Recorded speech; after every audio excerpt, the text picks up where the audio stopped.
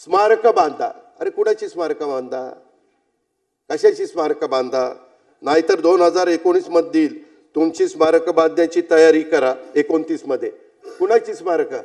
आम्हाला एवढ्या मतांनी निवडून दिलं म्हणून स्मारक बांधायला निघाला? काय आपण बोलतोय? उचलली जीभ लावली टाळ्याला. ही काय पद्धत झाली अध्यक्ष महोदय? किंवा 2024 मध्ये यांचा दारुण पराभव होऊन देखील आम्ही तुमच्याविषयी कधी स्मारक तुमची बांधा असं म्हणलं? म्हणण्याचं कारण पण नाही. परंतु अध्यक्ष महोदय, ही कुठली पद्धत की 2000 आणि हो का यांना जर अरे म्हणता येत असेल तर मलाही कार्य म्हणता येतं. मध्ये पैसे त्या ठिकाणी दिलेले आहेत.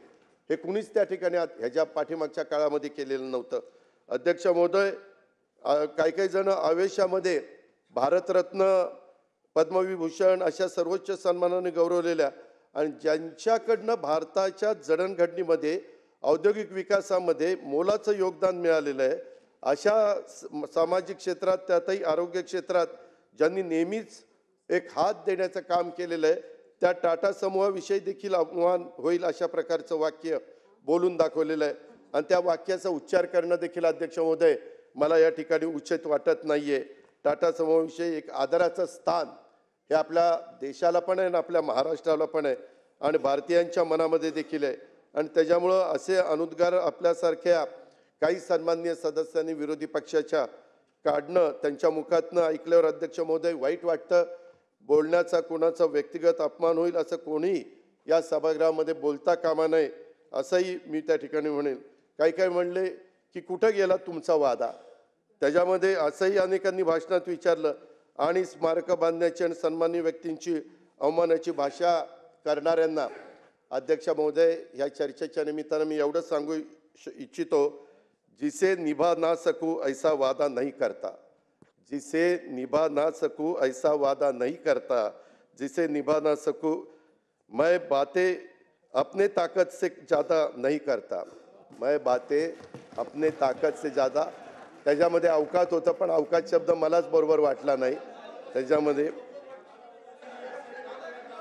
तमन्ना रखता हूँ आसमान छू लेने की, तमन्ना रखता हूँ आसमान छू लेने की, लेकिन औरों को गिराने का इरादा नहीं करता.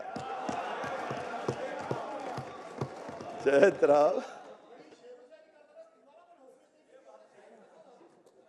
काय तुम्ही सगळेजण एवढ्याच कमी संख्येने आल्यामुळे मला हसू येतं आणि मला शेरशायरी सुचते.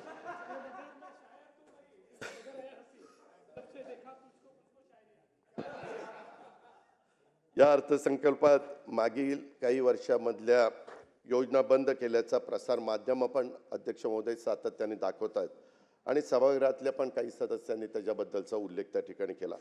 मला अध्यक्ष महोदय या निमित्तानं सांगायचं आहे, काही योजना ह्या त्यावेळेस उद्भवलेल्या परिस्थितीनुसार केल्या जातात. आता मागच्या काळामध्ये करोना होता. करोनाच्या काळामध्ये काही वेळेस अर्थव्यवस्थेला बळकटीकरण करण्याच्या करता काही योजना आणलेल्या होत्या. करोनाचा काळ गेल्यानंतर त्या आपण लागू करत नाही, नंतर त्या ठिकाणी थांबवतो.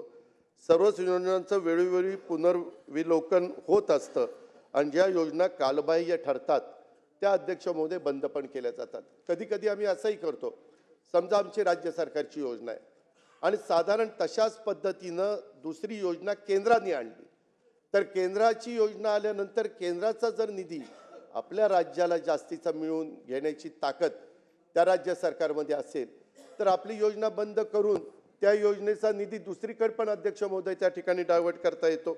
आणि त्याच्यामुळं ह्या पद्धतीनं लाभ देणाऱ्या ज्या योजना असतात, नवीन योजना असतात, डबल योजना ही नसावी, केंद्राची पण आणि राज्याची पण. आणि म्हणून राज्याचा खर्च वाचावा आणि कधी कधी मग आपण आपल्या योजना बंद करण्याचा प्रयत्न करतोय आणि याच्यामध्ये काही चुकीचं नाही. आजपर्यंत अनेकांनी राज्य कारभार करत असताना कधी कधी काही जुन्या योजना बंद केल्या, नवीन योजना आणल्या, त्याचं पुनर्विलोकन केलं आणि यात काही चुकीचं असण्याचं काहीच कारण नाही. त्याच्यामुळे माझे हात जोडून समोरच्या सन्माननीय सदस्यांना विनंती आहे की याच्याबद्दल गैरसमज पसरू नका. ज्या राज्याच्या हिताच्या, समाजाच्या हिताच्या योजना आहेत त्या योजना काही झालं, किती पडेल ती किंमत मोजावी लागली तरी हे महायुतीचं सरकार बंद करणार नाही. हा शब्द मी या उत्तराच्या निमित्तानं त्या ठिकाणी देऊ इच्छितो.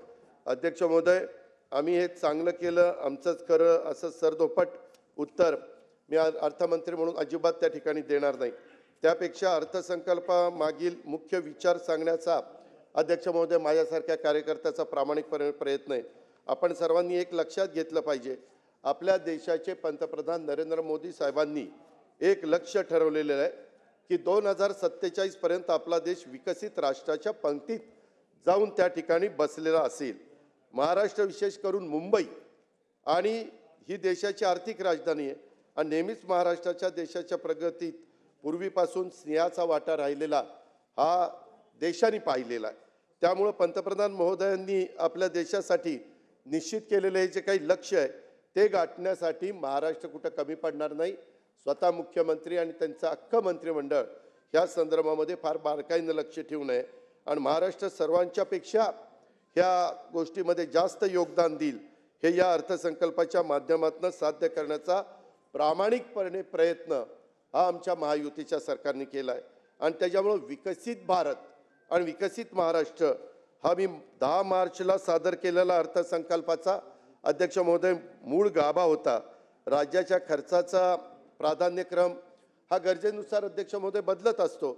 यावेळी विकसित देश आणि विकसित महाराष्ट्रासाठी मी सभागृहालाही सांगतो, सभागृहाच्या माध्यमातून राज्याला देखील सांगतो की साधारण 5 आपण प्रमुख क्षेत्रांना प्राधान्य देण्याची आवश्यकता होती.